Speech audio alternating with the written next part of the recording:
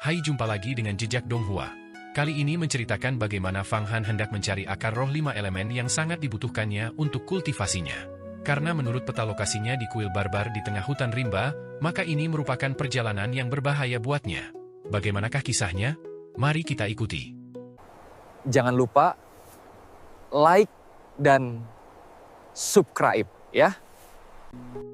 Untuk mengembangkan alam surgawi hingga alam persatuan, aku harus memiliki kelima elemen.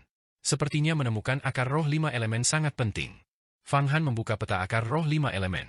Seketika itu, peta menampilkan banyak pegunungan, negara, dan wilayah, seperti dinasti Li Agung, dinasti Su Agung, dan sebagainya. Namun, ini bukanlah lokasi akar roh 5 elemen. Sebuah panah pada peta langsung mengarahkan pandangan seseorang. Setelah mencari dari satu negara ke negara lain, akhirnya panah itu menunjuk ke hutan belantara yang tak terbatas di tepi Kekaisaran Xuan Agung, kekaisaran terbesar di dunia. Jauh di dalam hutan belantara, kuil-kuil kuno ditandai satu demi satu. Ini kuil-kuil barbar? Aku tidak percaya akar roh 5 elemen tersembunyi di sini, seru Yan dengan terkejut. Kuil-kuil barbar? Bukankah itu reruntuhan peradaban kuno yang telah lama ditinggalkan? Di hutan belantara, terdapat kuil-kuil seperti itu yang tak terhitung jumlahnya, dan masing-masing dihuni oleh binatang-binatang aneh. Bahkan ada beberapa penduduk asli yang sangat kuat. Selain itu, sekte iblis barbar juga ada di antara mereka. Itu sangat berbahaya. Fang Han telah membaca tentang berbagai dunia dan memiliki beberapa pengetahuan umum. Dunia tempat dia berada disebut dunia besar kuning mendalam, yang membentang miliaran mil, dan merupakan pusat langit dan bumi. Dunia ini juga disebut sebagai dunia utama oleh iblis-iblis ekstraterestrial. Dunia ini menyimpan banyak misteri dan dikabarkan sebagai tempat terdekat dengan alam abadi. Pohon dunia tumbuh di dalam dunia besar kuning mendalam ini. Di luar itu, di luar dunia besar kuning yang mendalam, terdapat kehampaan yang tak terhitung jumlahnya. Di dalam kehampaan ini terdapat bintang-bintang yang tak terhingga, yang mendukung miliaran spesies, dan badai ruang waktu yang tak terhingga jumlahnya. Di dalam badai ruang waktu, terdapat pula banyak ruang dan dunia yang terlipat, dan tidak diketahui hal-hal aneh apa yang tersembunyi di dalamnya. Singkatnya, bahkan para ahli terkuat dari alam rahasia panjang umur pun tidak mampu menjelajahi sepersejuta dari seluruh alam semesta. Mereka bahkan tidak bisa menjelajahi sepenuhnya semua yang ada di dalam dunia kuning agung yang mendalam. Kuil-kuil barbar adalah banyak kuil terbengkalai yang terletak di hutan belantara di pinggiran Kekaisaran Xuan Agung. Konon, dahulu kala, sebuah kekaisaran besar, bahkan lebih besar dari Kekaisaran Xuan Agung saat ini, didirikan di hutan ini. Kekaisaran itu juga membangun banyak kuil megah. Namun, karena alasan yang tidak diketahui, kekaisaran yang luas ini mengalami bencana dahsyat hampir dalam semalam, dan puluhan miliar, bahkan ratusan miliar orang, semuanya binasa. Bertahun-tahun kemudian, kota-kota dan kuil-kuil itu ditelan oleh pasir sejarah. Di dalam hutan belantara, melintasi puluhan ribu mil daratan, ratusan ribu kuil megah masih dapat dilihat, yang menjadi saksi kejayaan masa lalu kekaisaran misterius itu. Banyak murid sekte abadi sebelumnya telah menjelajah ke kuil-kuil di hutan belantara untuk mengeksplorasi, berharap menemukan harta karun. Namun, sekuat apapun para murid itu, mereka yang memasuki kuil untuk mencari harta karun akan terjebak di dalam atau, bahkan jika mereka berhasil melarikan diri, akan mengalami kemalangan yang tak dapat dijelaskan, mati secara tidak wajar tanpa alasan. Oleh karena itu, sebagian besar sekte menganggap kuil-kuil barbar sebagai tempat terlarang. Akar roh 5 elemen sebenarnya berada di salah satu kuil barbar. Hal ini membuat Fang Han berada dalam dilema. Yan, apakah kau tahu sesuatu tentang rahasia kuil-kuil barbar itu? Aku tidak tahu soal itu. Kekaisaran barbar adalah kekaisaran kuat yang berkembang setelah perang 3 kaisar kuno melawan ras ilahi dan kehancuran dunia besar kuning mendalam. Kemudian, kekaisaran itu lenyap begitu saja, dan tidak ada yang tahu apa yang terjadi, kata Yan. Lagi pula, kultivator yang memasuki kuil barbar tanpa alasan yang jelas akan mengalami kemalangan. Ada juga yang tidak mengalami kemalangan dan kemudian menjadi penguasa suatu wilayah. Kau harus sangat berhati-hati jika pergi kali ini. Bahkan Kaisar Huangquan pun tidak pernah menjelajahi kuil barbar karena dia memperhitungkan dan merasakan bahaya yang tidak diketahui di dalamnya. Semisterius itu? Fang Han tersentak. Setelah berpikir sejenak, Fang Han tetap mengambil keputusan. Jika aku tidak menemukan akar roh 5 elemen, akan membutuhkan lebih dari 10 tahun bagi kemampuan ilahi iblis agung 5 kaisarku untuk mencapai kesempurnaan. Aku masih harus pergi. Selain itu, Meng Xiaobai pergi ke kuil dan mendapatkan akar roh 5 elemen, dan dia baik-baik saja. Terlebih lagi, pergi ke kuil juga mengharuskan melewati Kekaisaran Xuan Agung. Aku bisa pergi ke beberapa pasar di Kekaisaran Xuan Agung untuk membeli beberapa harta surgawi langka. Ternyata Kekaisaran Xuan Agung adalah kekaisaran terbesar di dunia, dengan populasi ratusan miliar jiwa dan wilayah luas yang membentang bermil-mil jauhnya. Kekaisaran ini sangat makmur, paling terkenal dengan pasar dan rumah perdagangannya untuk berbagai harta surgawi langka. Banyak ahli alam rahasia kemampuan ilahi, dan bahkan alam rahasia panjang umur, akan pergi ke sana untuk berdagang. Pasar lautan berlimpah, sebenarnya dibangun meniru pasar harta karun surgawi langka milik Kekaisaran Xuan Agung. Kekaisaran Xuan Agung didukung oleh sekte Taiyi, sekte abadi terkemuka di dunia, dan tidak ada yang berani bertindak sembrono di dalamnya. Tatanan perdagangan di sana cukup baik. Fang Han kini mampu memurnikan 336 pil roh bayi per hari, yang merupakan barang langka di mana-mana dan dapat ditukar dengan banyak barang berharga. Pergi ke Kekaisaran Xuan Agung untuk mencari harta karun juga merupakan suatu keharusan. Setelah memutuskan untuk pergi ke kuil barbar, untuk mencari akar roh 5 elemen, Fang Han tidak terburu-buru. Dia terus berlatih dengan tenang setiap hari di puncak reinkarnasinya, menyempurnakan lebih lanjut kemampuan ilahi iblis agung 5 kaisar, terutama jalan bumi kaisar kuning, yang saat ini merupakan yang terlemah dan perlu perlahan menyerap esensi bumi untuk menyeimbangkan kelima elemen. Selain berlatih setiap hari, ia juga membimbing latihan Putri Hongyi dan Prihi. Meskipun orang ini dan bangau ini belum mencapai alam kemampuan ilahi, di bawah bimbingan Fang Han, mereka membuat kemajuan yang signifikan.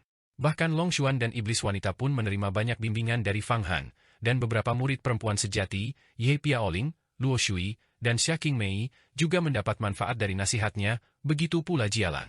Meskipun ranah Jialan lebih tinggi daripada Fang Han, dan telah membentuk inti emas, pemahamannya tentang kultivasi ternyata tidak sebaik Fang Han.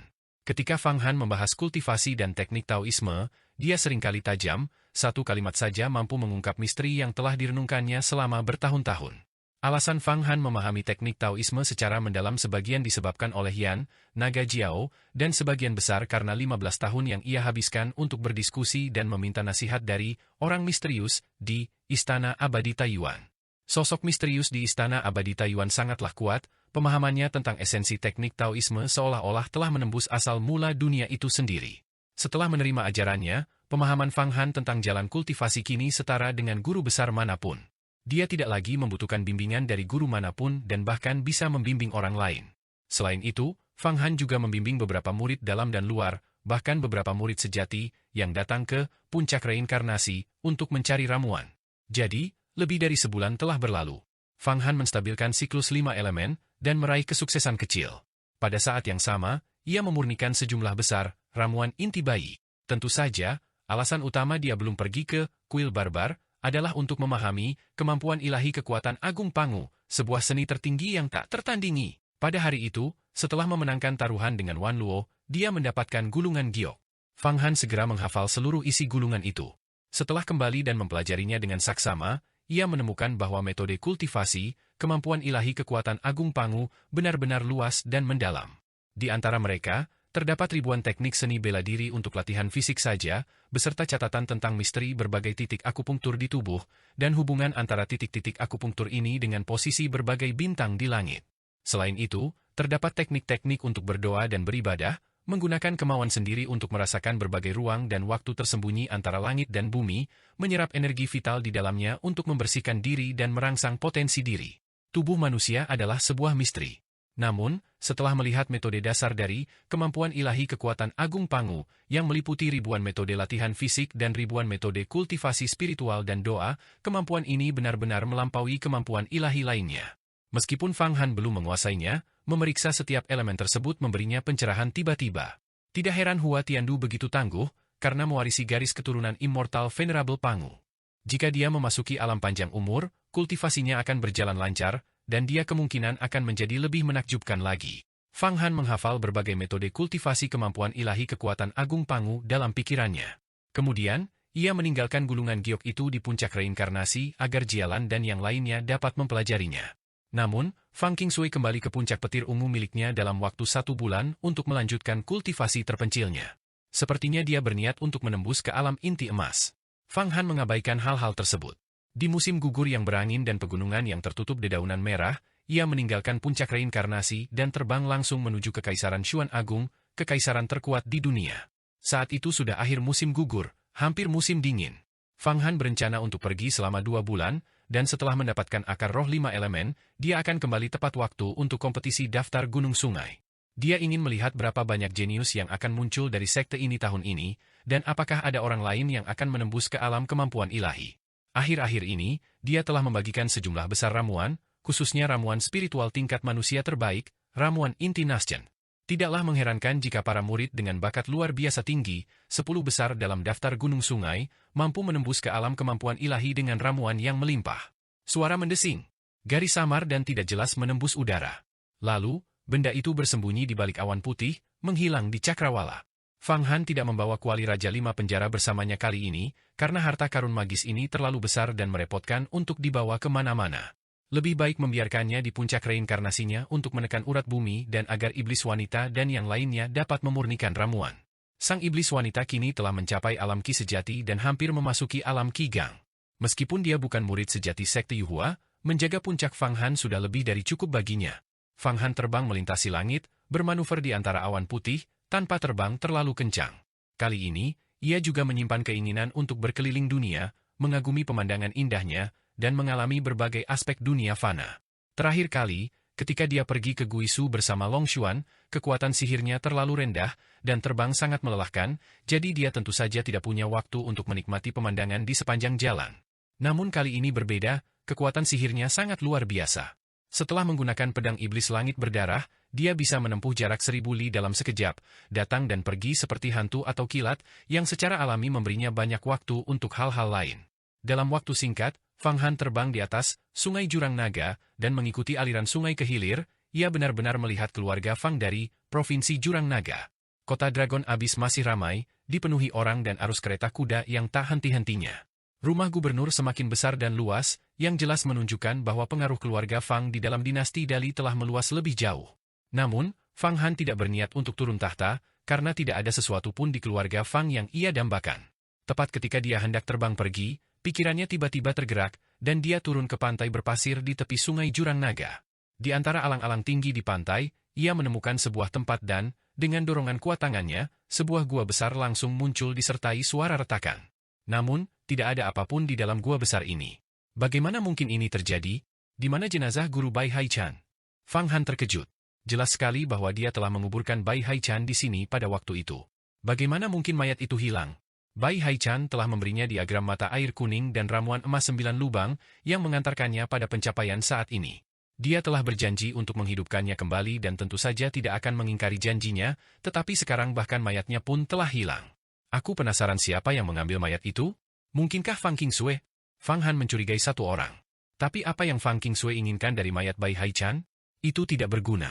Tidak perlu kembali dan bertanya sekarang, aku akan menunggu sampai aku mendapatkan akar roh 5 elemen. Awalnya, ia bermaksud untuk menemukan mayat Bai Haichan dan mencari cara untuk menghidupkannya kembali nanti. Namun kini, karena bahkan mayatnya pun telah hilang, Fang Han tak berdaya dan hanya bisa mencarinya dengan saksama di masa mendatang. Terbang kembali ke atas, Fang Han menghela napas, tak lagi punya waktu luang untuk menikmati pemandangan di sepanjang jalan. Dia terbang langsung menuju ujung wilayah kekuasaan dinasti Dali. Di pinggiran dinasti Dali terdapat padang rumput yang luas, dan di padang rumput itu berdiri sebuah kerajaan nomaden, dinasti Dade yang perkasa, yang sering berperang dengan dinasti Dali. Pertempuran sering terjadi di perbatasan, memperebutkan tanah, penduduk, dan sumber daya. Melintasi padang rumput luas dinasti Dade, dan kemudian melewati puluhan negara kecil dan menengah, seseorang akan mencapai kekaisaran terbesar di dunia, Kekaisaran Xuan Agung. Saat Fang Han hendak terbang melewatinya, dia tiba-tiba melihat kepulan asap serigala membumbung ke langit dari padang rumput di depannya. Berkas cahaya merah darah yang tak terhitung jumlahnya, kebencian, dan energi spiritual yang ganas dan teguh, bersama dengan aura pembantaian, memenuhi langit. Apakah sedang terjadi perang? Fang Han segera melihat ke bawah dan memang benar, ia melihat pasukan manusia yang tak terhitung jumlahnya saling bertempur dengan sengit di perbatasan di bawah. Pasukan kavaleri dan infanteri dinasti Dade mengepung kota perbatasan dinasti Dali. Dinasti Dali telah membangun banyak jalur pegunungan yang tangguh di sepanjang perbatasannya dengan wilayah padang rumput untuk melawan kavaleri besi dari Kekaisaran Padang Rumput. Pertempuran ini bukanlah perkara kecil. Dari atas awan, Fang Han melihat bahwa perbatasan yang membentang ratusan mil itu dipenuhi asap serigala dan api suar di mana-mana. Pasukan tentara, yang berjejer rapat seperti semut, menembakkan panah seperti belalang, dan banyak orang berjatuhan, hanya untuk digantikan oleh gelombang tentara yang tak berujung yang terus maju tanpa henti. Dalam pertempuran ini, setidaknya ratusan ribu orang dari kedua belah pihak ikut bertempur. Setiap saat, sejumlah besar orang meninggal. Di antara mereka juga terdapat beberapa ahli bela diri yang sangat terampil, master dari lapisan ke-7 dan ke-8 alam fisik, yang bertindak sebagai jenderal komandan, maju mundur dengan cepat. Energi vital mereka yang dahsyat melambung ke langit. Fang Han, dari dalam awan, merasakan aura perang dan pembantaian ini, semangat putus asa ratusan ribu orang, dan bahkan pikirannya pun terasa goyah. Ketika orang-orang berada di saat-saat putus asa terakhir mereka, pada dasarnya mereka membakar jiwa mereka, dan roh yang mereka pancarkan sangatlah kuat. Di medan perang, karena roh ribuan orang terhubung menjadi satu, bahkan hantu dan dewa pun akan menghindarinya. Fang Han, di antara kemampuan ilahi kekuatan Agung Pangu, memiliki metode tertinggi untuk menyerap esensi medan perang dan aura pembantaian, merangsang titik akupunktur di otak, dan membuka pikiran kedua. Anda baru saja menghadapi perang, mengapa tidak mencobanya?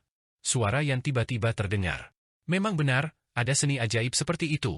Hati Fang Han bergejolak, dan dia hendak menyerap aura pembantaian dari medan perang, niat bertempur yang terkondensasi dari banyak orang, untuk membuka pikiran keduanya. Namun, sebelum mengaktifkan tekniknya, dia tiba-tiba melepaskan seni ki ilusi laut, sebuah kemampuan ilahi yang hebat, dan mengubah dirinya menjadi penampilan lain, berpakaian hitam, tampak tidak benar maupun jahat, dengan wajah biasa. Metode menyerap jiwa orang mati dan aura pembantaian dari medan perang adalah teknik iblis. Fang Han tidak ingin siapapun melihat penampilan aslinya. Kemampuan ilahi kekuatan Agung Panwu adalah kemampuan ilahi yang dikembangkan oleh para dewa dan iblis.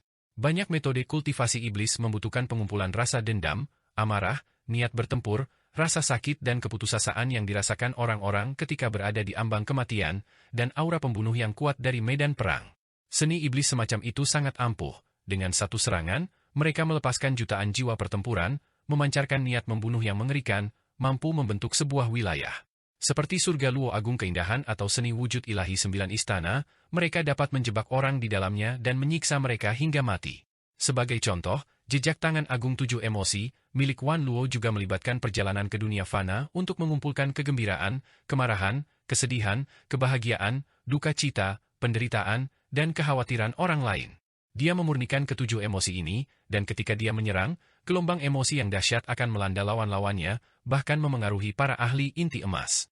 Namun, kekuatan Agung Panwu mengambil pendekatan yang berbeda. Kekuatannya tidak bergantung pada aura mematikan medan perang atau emosi putus asa, sebaliknya, ia membuka pikiran kedua. Ini adalah ide brilian yang belum pernah dicoba siapapun. Bahkan, Yan, yang mewarisi berbagai seni iblis dari sekte iblis mata air kuning, benar-benar takjub melihat metode membuka pikiran kedua ini. Gagasan untuk membuka pikiran kedua di dalam otak telah dipertimbangkan oleh banyak ahli senior, tetapi terlalu sulit untuk diuji. Bahkan para ahli di bidang panjang umur pun enggan bereksperimen dengan kepala mereka sendiri. Otak adalah penguasa tertinggi dari 6 yang, ia tidak boleh diremehkan. Namun, Yang Mulia Abadi Panwu menentang segala rintangan dan benar-benar menciptakan metode untuk membuka pikiran kedua, mengeksplorasi berbagai kegunaannya yang menakjubkan.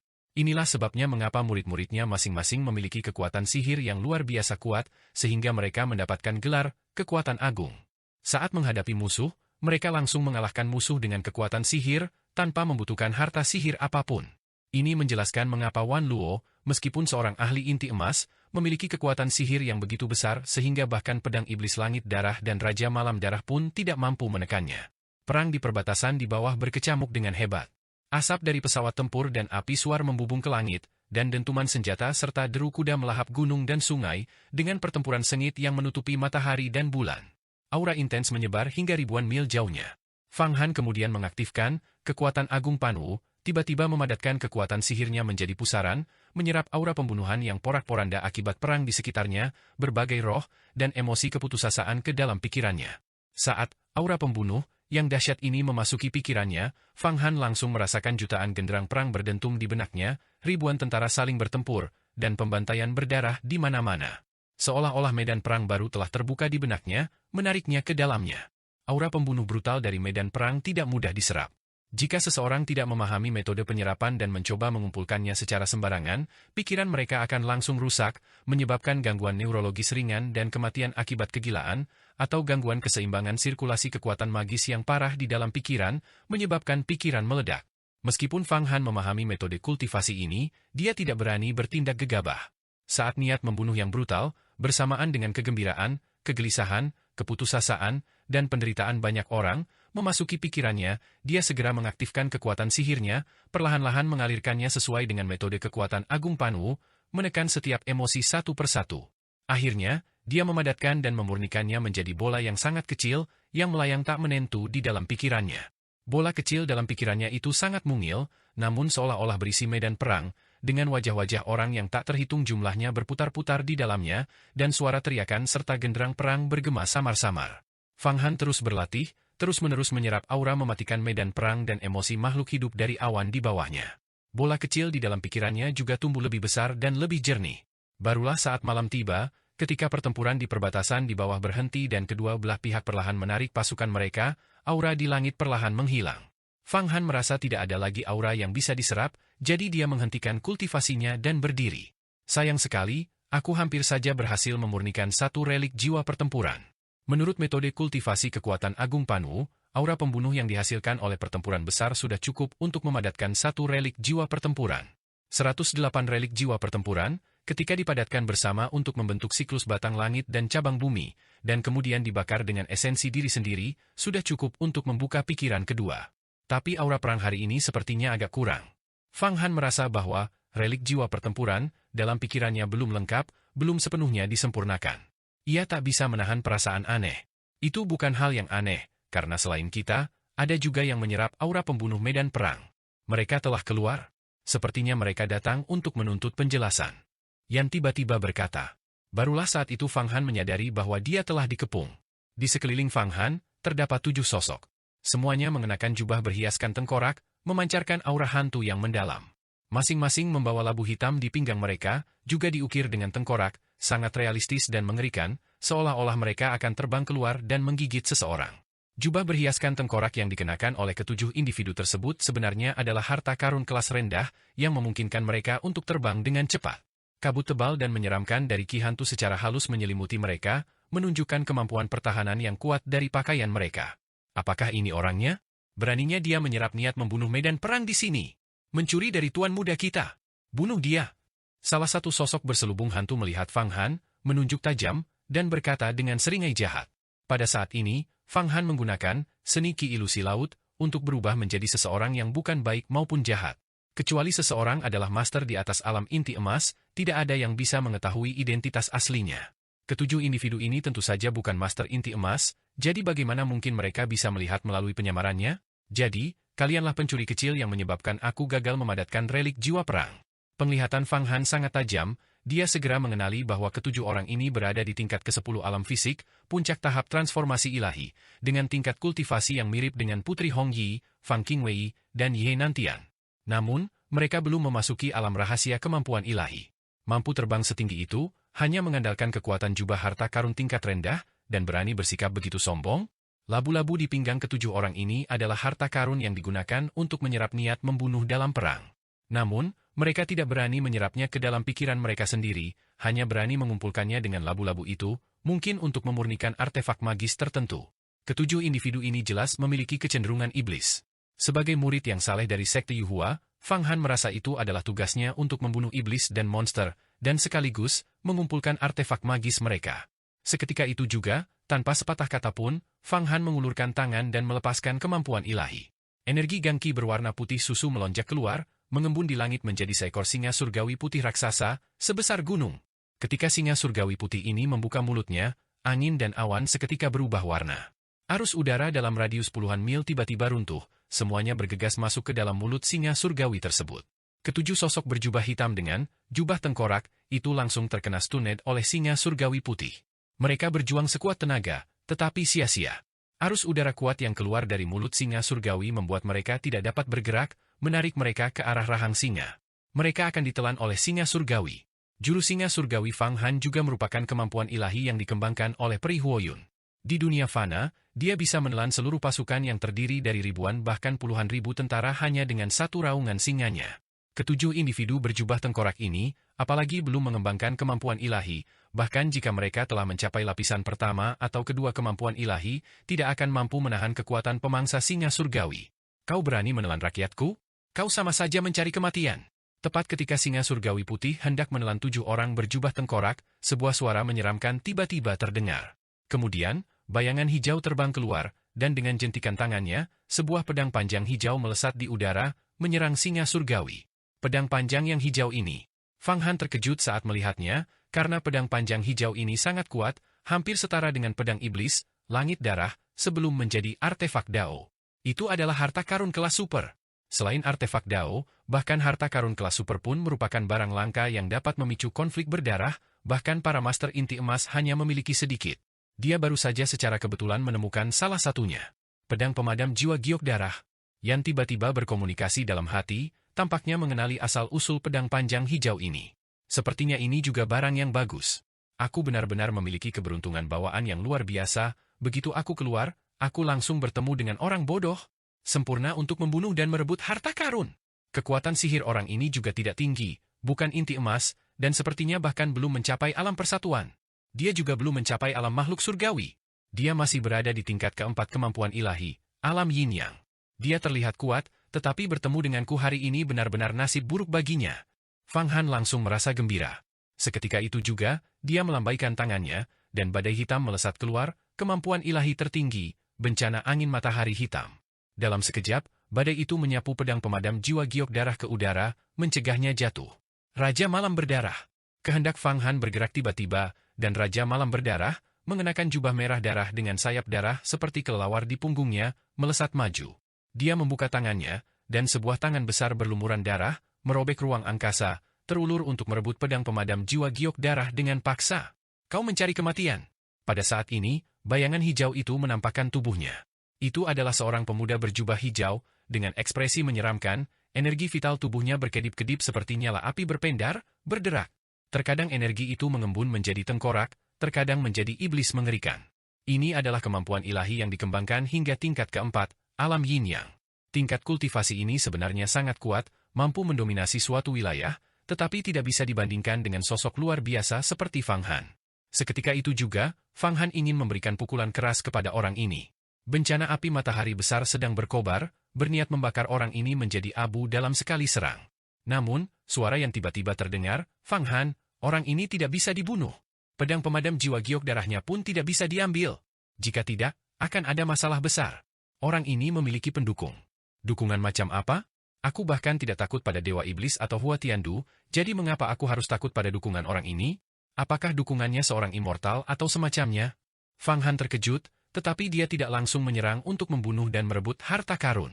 Dia tahu bahwa Yan tidak akan pernah membuat pernyataan tanpa dasar.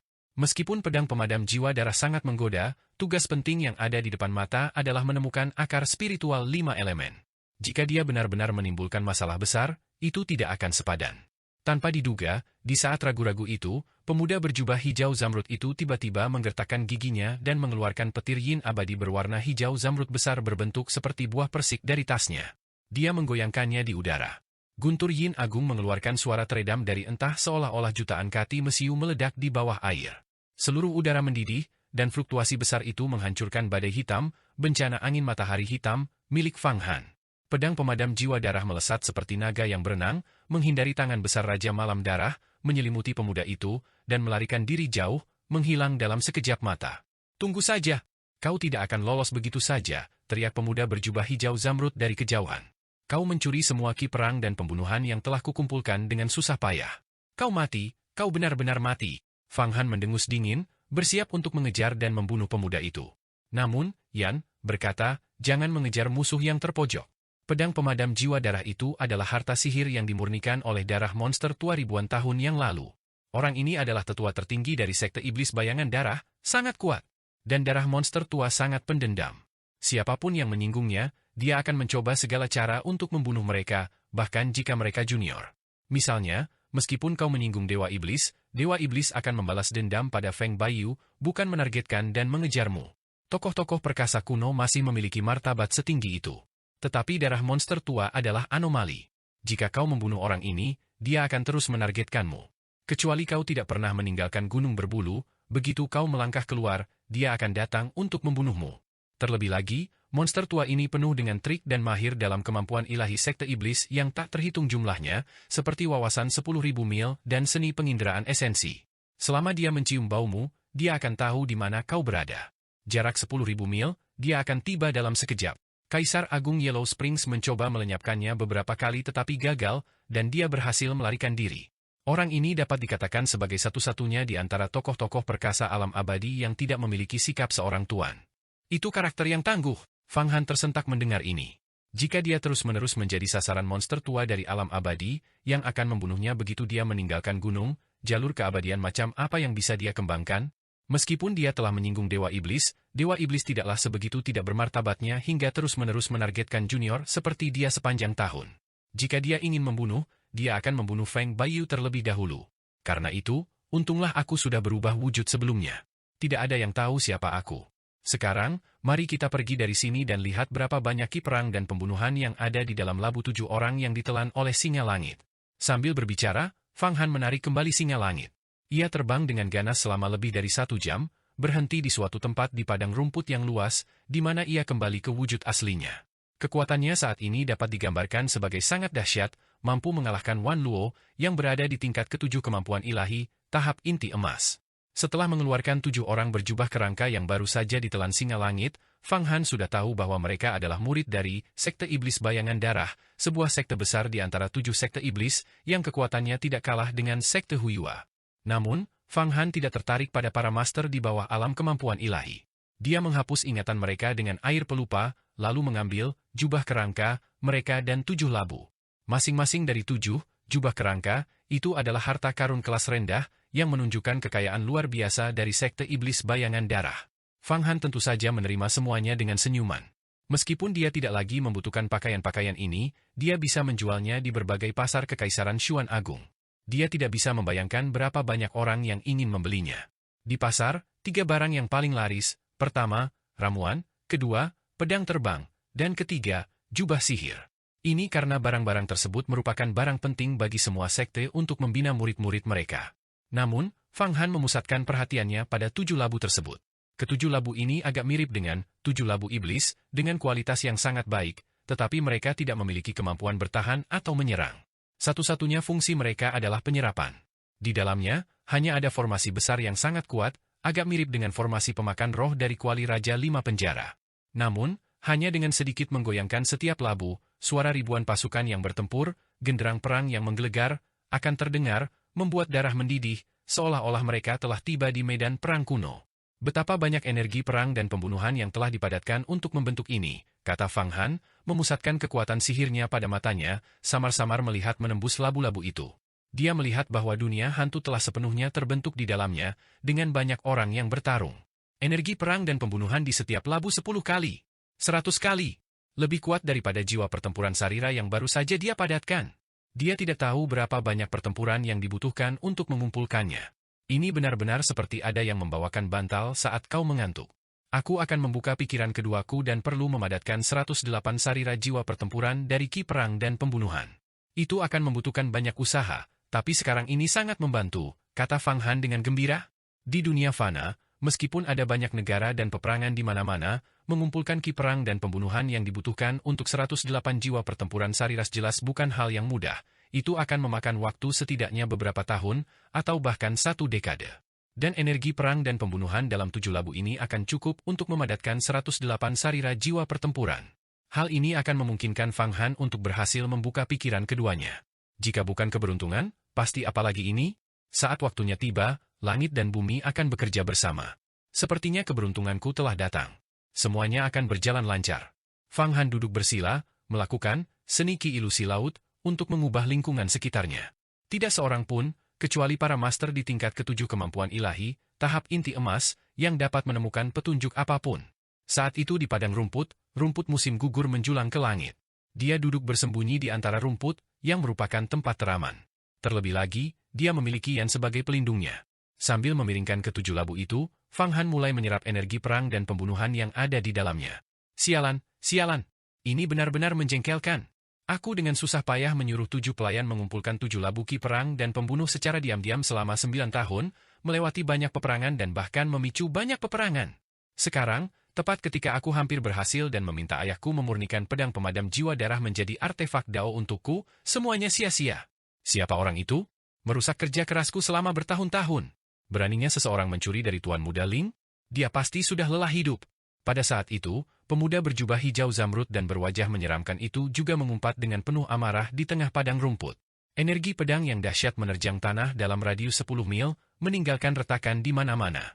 Sepertinya aku harus menyewa pembunuh bayaran. Tuan Muda Ling berpikir sejenak, lalu tiba-tiba mengeluarkan jimat hitam dan membakarnya. Seketika, kepulan asap hitam yang tak terhitung jumlahnya lenyap ke dalam kehampaan. Setelah 2 atau 3 jam, suara samar udara yang terkoyak tiba-tiba terdengar dari cakrawala. Kemudian, udara berputar, dan 3 sosok muncul di hadapan Tuan Muda Ling. Ketiga sosok ini bertubuh tinggi dan ramping, bertopeng. Wajah mereka tersembunyi, membuat mereka tampak persis seperti pembunuh bayaran dari dunia fana. Namun aura yang terpancar dari mereka begitu kuat hingga mencekik. Kekuatan mereka sama sekali tidak kalah dengan raksasa kecil seperti Zhao Xuanyi atau Song Weiyi. Mereka adalah Master Inti Emas. Ketiga sosok bertopeng ini sebenarnya adalah Master Inti Emas tingkat ke-7 dari kemampuan ilahi. Jadi, ini Tuan Muda Ling. Anda mengirimkan jimat. Anda ingin kami bertiga datang bersama untuk menghadapi seseorang. Salah satu sosok bertopeng berkata, kami bertiga tidak mudah diundang. Setiap kali kami bertindak untuk membunuh, itu membutuhkan harta karun tingkat tinggi. Aku tahu kalian bertiga berada di peringkat kedua, ketiga, dan keempat di antara 40 bajak laut besar laut luar. Pulau Abadi 1000 kembali telah mencoba mengepung dan memusnahkan kalian berkali-kali tanpa berhasil, malah kehilangan pasukan dan jenderal. Banyak murid Sekte Tai juga telah mencoba membunuh kalian, tetapi kalian masih hidup dan sehat. Tentu saja, aku akan membayar kalian karena telah mengundang kalian kali ini. Kalian tidak akan berpikir aku bahkan tidak mampu membayar, kan, kata Tuan Muda Ling dingin. Ternyata ketiga orang ini memang benar-benar penguasa ganas peringkat kedua, ketiga, dan keempat di antara 40 bajak laut besar di lautan luar. Pada hari itu, Fang Han telah membunuh Master Pulau Putus Asa, yang berada di peringkat ke-38 di antara 40 bajak laut besar, dan memperoleh kuali Raja 5 penjara. Master Pulau Putus Asa adalah seorang master di tingkat ketiga kemampuan ilahi, alam Yuan Gang, yang telah mengkultivasi Gang Qi. Dia sangat kuat. Namun, salah satunya berada di peringkat ke-38, dan yang lainnya berada di peringkat 5 besar. Perbedaannya sangat besar, bahkan bisa dihitung dengan jari kaki. Di lautan luas dan jauh, kekuatan paling ganas adalah 40 bajak laut besar, yang bahkan Pulau Abadi 1000 pengembalian, salah satu dari 10 sekte Dao Abadi besar, pun kesulitan untuk membasminya. Kini, Tuan Muda Ling, ini langsung memanggil penguasa peringkat kedua, ketiga, dan keempat, yang menunjukkan dukungan yang benar-benar tangguh. Tuan Muda Ling, ayahmu adalah keturunan leluhur tua, jadi kami tentu tidak akan meragukan bahwa kau akan membayar kami, kata salah satu pria bertopeng itu dengan hati-hati. Siapa yang ingin kalian bunuh? Katakan padaku penampilan, kultivasi, dan identitasnya. Orang itu tampak seperti ini. Tuan Muda Ling melambaikan tangannya, dan penampilan Fang Han pun ditampilkan, tentu saja penampilan yang telah diubah oleh seni Qi ilusi laut. Kultivasinya seharusnya berada di alam manusia langit. Orang ini, aku belum pernah melihatnya sebelumnya. Ini mungkin bukan penampilan aslinya. Pria bertopeng lainnya langsung menyadari hal itu, menunjukkan wawasan yang tajam. Aku telah menangkap auranya. Botol giok ini berisi auranya. Tuan Muda Ling tersenyum sinis, kau bisa menggunakan aura ini untuk membunuhnya tanpa kesalahan. Setelah kau membunuhnya, bawakan aku 7 labu itu. Tidak masalah. Ketiga pria bertopeng itu sepakat serempak, mengambil botol giok, mengocoknya, lalu menghilang. Jauh di dalam padang rumput, aura perang dan pembantaian yang kuat berputar-putar, memancarkan energi kuno yang tak terhitung jumlahnya layaknya medan perang. Jutaan emosi putus asa, menyakitkan, dan menggembirakan berkecamuk di dalamnya, cukup untuk membanjiri pikiran ahli manapun di alam kemampuan ilahi. Pada saat ini, Fang Han dengan sepenuh hati membuka laut pikiran keduanya. 7 labu, masing-masing bergambar tengkorak, berputar di sekelilingnya, memancarkan aura pembantaian yang sangat kuat, semuanya mengalir ke dalam pikirannya. Ketujuh labu ini berisi esensi perang dan pembantaian yang telah dikumpulkan oleh Tuan Muda Ling dan orang-orangnya selama 9 tahun, ditempa melalui medan perang yang tak terhitung jumlahnya. Awalnya, aura pertempuran ini dimaksudkan untuk dimurnikan menjadi pedang pemusnah jiwa darah biru, kemudian digunakan oleh monster tua darah biru untuk akhirnya menempa artefak Dao seperti Raja Malam Berdarah. Ini bukanlah prestasi kecil, namun Fang Han menemukan kesepakatan besar, secara langsung menyediakan kekuatan yang cukup untuk metode kultivasi laut pikiran kedua dalam kemampuan ilahi kekuatan Panwu Agung. Saat Fang Han menyerap aura perang dan pembantaian dari satu labu demi satu, relik jiwa pertempuran mulai mengembun di benaknya, satu demi satu. Pertama, 72 relik jiwa pertempuran kecil, diikuti oleh 36 yang besar. 72 iblis bumi, 36 bintang surgawi. Akhirnya, hampir seluruh aura perang dan pembantaian dari 7 labu itu mengalir ke dalam pikirannya. 108 relik jiwa pertempuran di dalam pikirannya, seperti bintang-bintang dari bintang surgawi dan iblis bumi, berkilauan, masing-masing dipenuhi dengan esensi iblis dan bintang. Fang Han, mengikuti diagram susunan bintang surgawi dan iblis bumi, membentuk susunan bintang dalam pikirannya. Kemudian, dia melakukan upaya terakhir, mencoba merasakan 36 bintang surgawi dan 72 bintang iblis bumi di langit berbintang luar, untuk menciptakan resonansi timbal balik antara dirinya dan kekuatan bintang, sebuah persekutuan antara surga dan manusia. Dia bertujuan untuk memanfaatkan kekuatan bintang yang luas dan tak terbatas, yang diselaraskan dengan aura pembantaian dari relik jiwa pertempuran, untuk akhirnya membuka laut pikiran kedua miliknya. Langkah paling penting dalam membuka laut pikiran kedua adalah persekutuan antara langit dan manusia. Ini bisa memakan waktu antara 3 hingga 5 hari, atau bahkan lebih dari 10 hari. Bagi mereka yang kurang berbakat, merasakan kekuatan bintang mungkin merupakan usaha seumur hidup. Namun, Fang Han tidak memiliki masalah dengan bakat. Dia sudah menjadi Grandmaster di alam manusia langit, dan bahkan telah mengalahkan para ahli inti emas, menjadikannya tokoh terkemuka di dunia kultivasi. Metode kultivasi apapun, selama dia mendedikasikan dirinya untuk itu, pasti akan dikuasai. Saat Fang Han berupaya mencapai persekutuan dengan manusia surga, berkomunikasi dengan 36 bintang surgawi dan 72 bintang iblis bumi di langit berbintang luar, 3 bayangan dengan teliti menjelajahi padang rumput yang luas. Ternyata mereka adalah para pembunuh bayaran terbaik dari 40 bajak laut besar laut luar, yang dipanggil oleh Tuan Muda Ling. Mereka adalah tokoh-tokoh yang menanamkan rasa takut di hati banyak orang di dunia kultivasi laut luar. Fang Han sedang berlatih di padang rumput, menggunakan seni ki ilusi laut, untuk menyembunyikan wujudnya sambil mengolah laut pikiran keduanya, tanpa menyadari bahwa 3 pembunuh tingkat inti emas, bajak laut yang ganas dan kejam, sedang mencarinya untuk membunuhnya. Pada saat itu juga, banyak tetua dari sekte Huiyua sedang mendiskusikan hal-hal penting. Di dalam istana surgawi Huiyua, sebuah kota terapung melayang di antara awan putih di langit. Raksasa abadi dari alam rahasia panjang umur, Tetua Tianxing, bersama dengan para ahli kemampuan ilahi tingkat ke-10, Tetua Tiangong, dan Tetua Chuanggong, dan banyak tetua agung lainnya, seperti Tetua Yaowang, Tetua Changjian, Tetua Xingxiu, dan sebagainya, yang semuanya setidaknya berada di tingkat ke-7 kemampuan ilahi, atau tingkat inti emas, berjumlah puluhan. Inilah intisari dari seluruh sekte tersebut. Mereka semua berkumpul sekarang, yang jelas menunjukkan bahwa sesuatu yang besar telah terjadi. Faktanya, sejak Fang Han memberitahu pemimpin tertinggi sekte kenaikan berbulu, Feng Baiyu, semua tetua berpangkat tinggi telah secara diam-diam membahas masalah-masalah penting setiap hari. Peristiwa besar seperti kemunculan ras ilahi akan mengejutkan siapapun yang memiliki sedikit pemahaman tentang situasi tersebut. Saudara-saudara tetua agung, guru besar berada jauh di dalam kehampaan tak berujung, memurnikan cermin kaisar bersama para tetua agung lainnya, berharap untuk menempannya menjadi artefak abadi sebelum perubahan besar tiba. Perubahan besar yang akan datang ini kemungkinan merupakan cobaan terberat yang pernah dihadapi dunia agung Xuan Huang. Jika kita menanganinya dengan buruk, sekte Huiyua kita tentu akan hancur menjadi abu. Jika kita menanganinya dengan baik, sekte Huiyua kita dapat menjadi sekte terkemuka, menggantikan sekte Tai dan mengendalikan segala sesuatu di seluruh dunia agung Xuan Huang. Tetua Tianxing mengarahkan pandangannya ke para tetua dan berkata dengan sungguh-sungguh, "Kita semua menyadari perubahan besar ini. Namun, pasti ada titik awal untuk perubahan ini. Di mana perubahan ini akan dimulai pertama kali?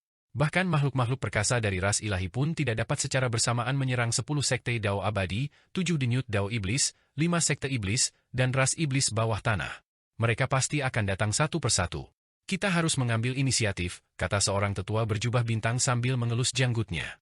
Tetua berjubah bintang ini adalah Tetua Xingxiu, yang bertanggung jawab mengamati bintang-bintang di langit luar, memanfaatkan kekuatan mereka, dan menjaga kelancaran operasional seluruh istana surgawi kenaikan berbulu.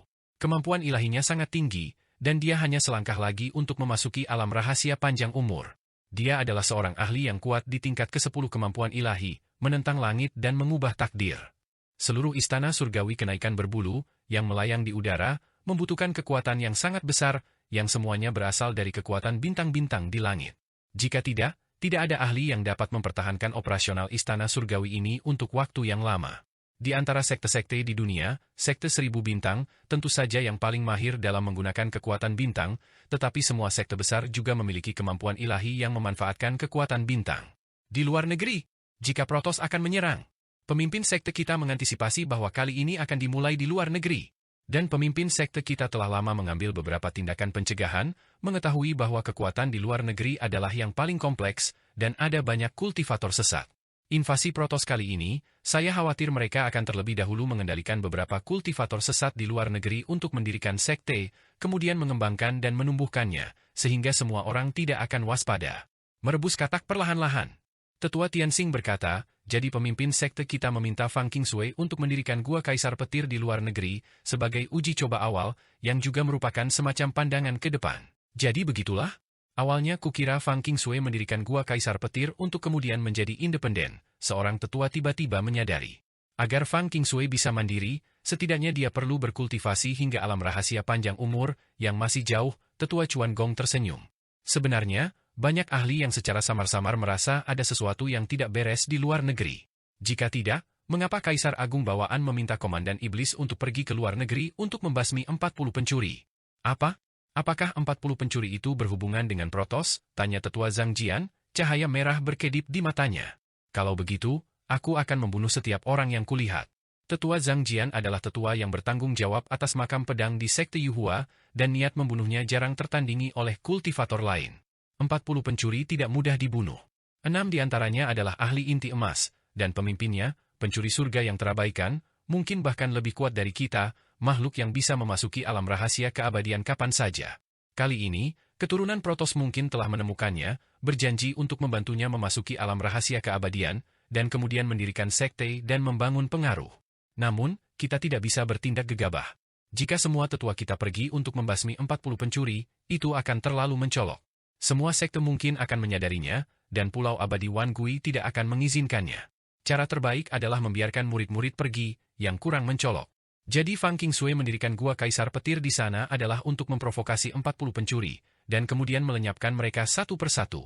Ini adalah langkah strategis.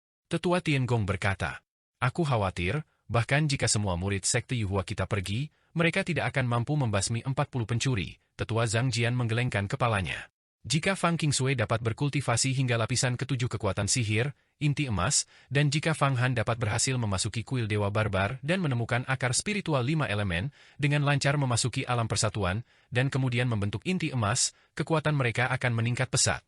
Keduanya memiliki artefak Dao dan berasal dari keluarga yang sama. Mendirikan sekte di luar negeri dan membasmi 40 pencuri akan menjadi perkembangan alami dan tidak akan menimbulkan kecurigaan, kata Tetua Tianxing. Semuanya bergantung pada apakah Fang Han dapat menemukan akar spiritual 5 elemen dan berhasil membentuk inti emas. Dia memang seorang yang berbakat, seseorang dengan takdir abadi yang hebat, yang sebenarnya mampu mengalahkan Wan Luo. Mengalahkan seorang ahli inti emas dengan kekuatan alam manusia surga, contoh seperti itu jarang terjadi sepanjang sejarah. Banyak tetua menghela napas dengan penuh emosi. Banyak tetua telah mengetahui tentang duel Fang Han dengan Wan Luo di platform hukuman surgawi sebulan yang lalu. Beberapa tetua bahkan menyaksikannya secara langsung. Mereka semua mengevaluasi kembali kekuatan Fang Han. Seorang ahli tingkat kelima kekuatan sihir, alam manusia langit, adalah tokoh penting bagi sekte tersebut, tetapi jelas bukan benih kultivasi kunci. Tingkat ketujuh, inti emas, adalah benih kultivasi kunci. Namun, seorang master alam manusia surga yang mampu mengalahkan inti emas adalah seorang jenius yang tak tertandingi. Ya, ketika Fang Han dan Wan Luo bertarung, kami mengira itu hanya akan berakhir seri, tetapi kami tidak menyangka Fang Han begitu kuat. Semua kemampuan ilahinya ditampilkan dengan keterampilan yang luar biasa. Jika diagram mata air kuning pulih kekuatannya nanti, aku khawatir dia bahkan mungkin lebih hebat daripada Hua Tiandu. Jika orang seperti itu tidak mati muda, aku khawatir dia akan menjadi Linglong yang lain. Seorang tetua mengangguk. Linglong adalah yang mulia abadi Linglong, sekarang menjadi pemimpin sekte, Tanah Berkah Linglong, yang kekuatan sihirnya sangat luar biasa. Bahkan sekte Tai, yang memiliki artefak abadi, pun waspada terhadapnya, yang menunjukkan kekuatannya. Fang Han adalah benih yang dapat dibudidayakan, dan dia tampaknya tidak mempermasalahkan kebaikan dan dendam, dia memperlakukan orang-orang yang baik kepadanya dengan baik. Karakter seperti ini tidak buruk, Tetua Zhang Jian terkekeh. Saya menyukai karakter dengan kepribadian seperti ini. Saya berharap suatu hari nanti, diagram mata air kuning akan pulih sepenuhnya, dan saya ingin melihat seberapa kuat jimat ini, yang terkenal di jalur iblis, sebenarnya. Pada saat diagram mata air kuning pulih, saya khawatir Fang Han perlu berkultivasi ke alam rahasia panjang umur terlebih dahulu.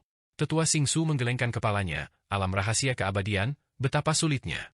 Begitu Anda memasukinya, Anda akan menjadi abadi selama berabad-abad. Bahkan banyak dari kita, yang telah berkultivasi selama lebih dari 1000 tahun dan memiliki banyak pertemuan kebetulan, mungkin tidak memiliki harapan dalam kehidupan ini. Alam rahasia keabadian tidak dapat dimasuki dengan mengandalkan pertemuan kebetulan, keberuntungan, atau takdir abadi. Itu benar.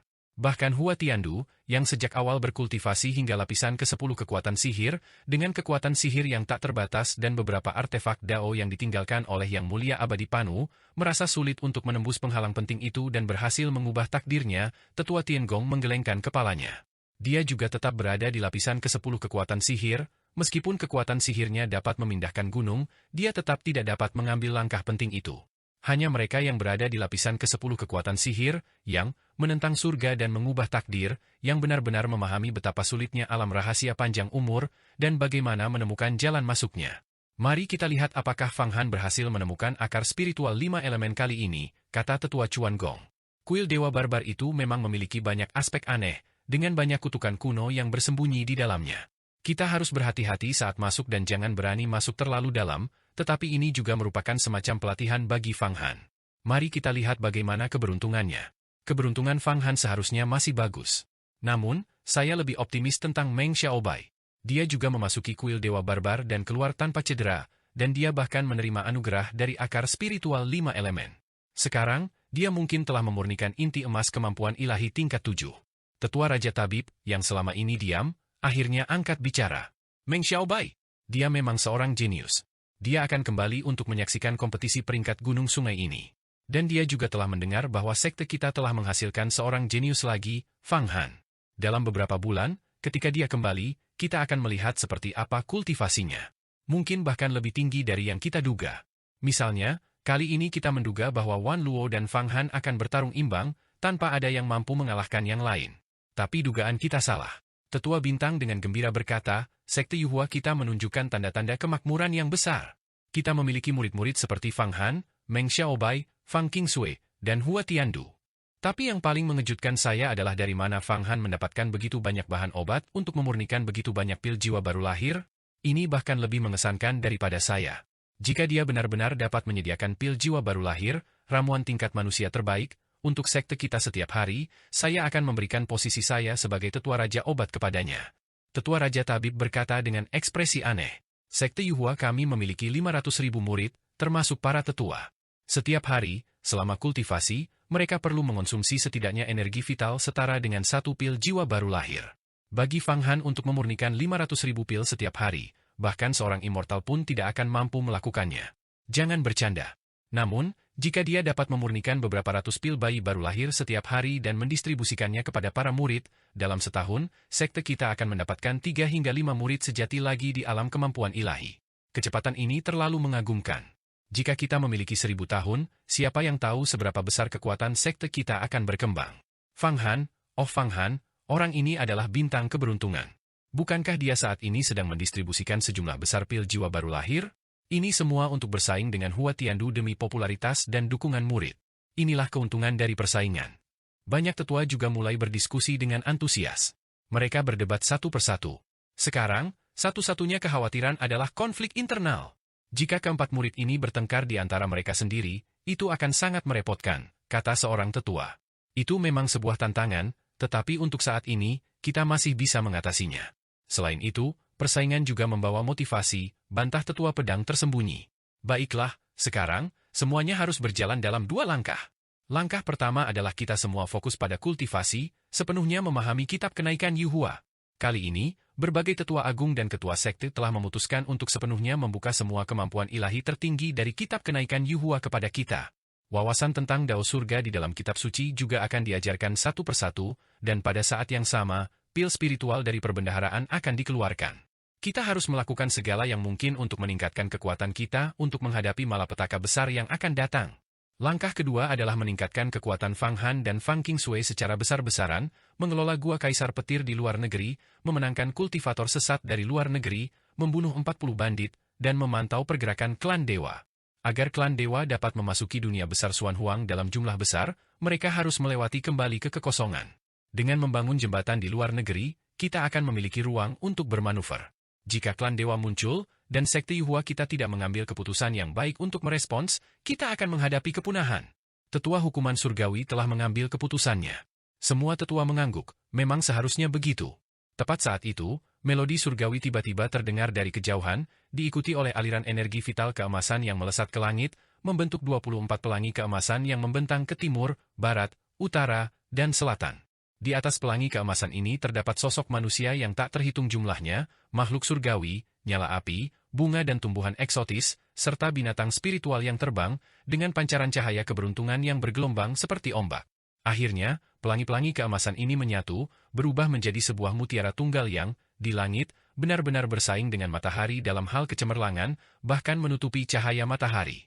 Prestasi luar biasa inti emas. Ini dari puncak petir ungu. Fang Qingshui benar-benar memurnikan inti emas secepat ini.